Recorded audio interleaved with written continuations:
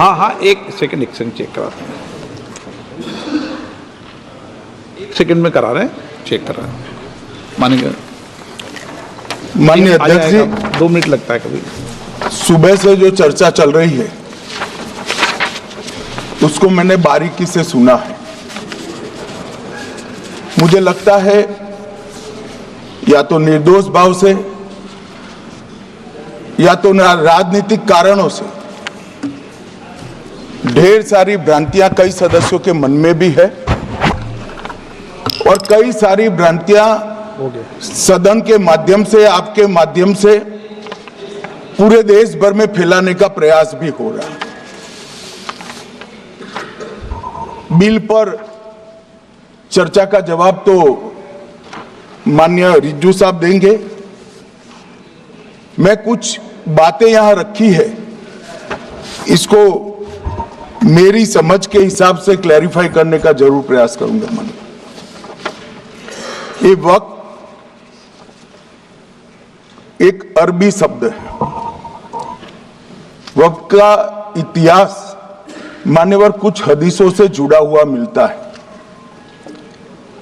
और आजकल जिस अर्थ में वक्त शब्द का प्रयोग किया जाता है, इसका मतलब है अल्लाह के नाम पर संपत्ति का दान, पवित्र धार्मिक उद्देश्यों के लिए संपत्ति का दान। मान्यवर, वक्त का समकालीन अर्थ, अभी जो अर्थ हम समझ रहे हैं, वो इस्लाम के दूसरे खलीफा श्री उमर के समय में अस्तित्व में आया। एक प्रकार से इसकी आज की भाषा में व्याख्या करें तो वक्फ एक प्रकार का चैरिटेबल एंडोनमेंट है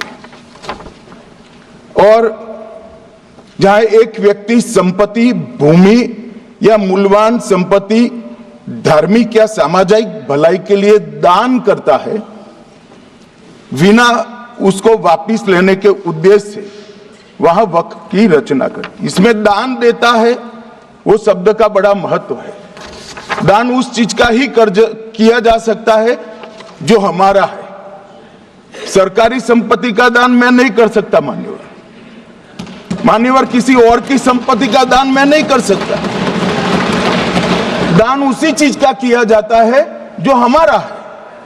मान्यवर, इसी विषय पर ये सारा जो बहस चल रहा है।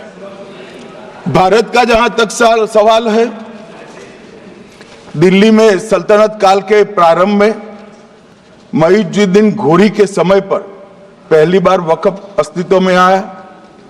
अंग्रेजों के जमाने में 1863 के धार्मिक दान अधिनियम से चलता था। बाद में चैरिटेबल प्रॉपर्टीज एक्ट 1890 से चला। उसके बाद 1913 में मुसलमान वक्फ वैलिडेटिंग एक्ट अस्तित्व में आया। तब तक ये सारी प्रक्रियाएं चैरिटेबल एक्ट के तहत चलती थी। मान्यवर, आजादी के बाद वही एक्ट को 1954 में वक्फ के केंद्रीकरण के लिए बदला गया। 95 में वक्फ न्याय अधिकरण और वक्फ बोर्डों की स्थापना की। अब ध्यान से सुनिएगा मान्यवर, वक्फ परिषद और वक्फ बोर्ड ये 1995 से आए।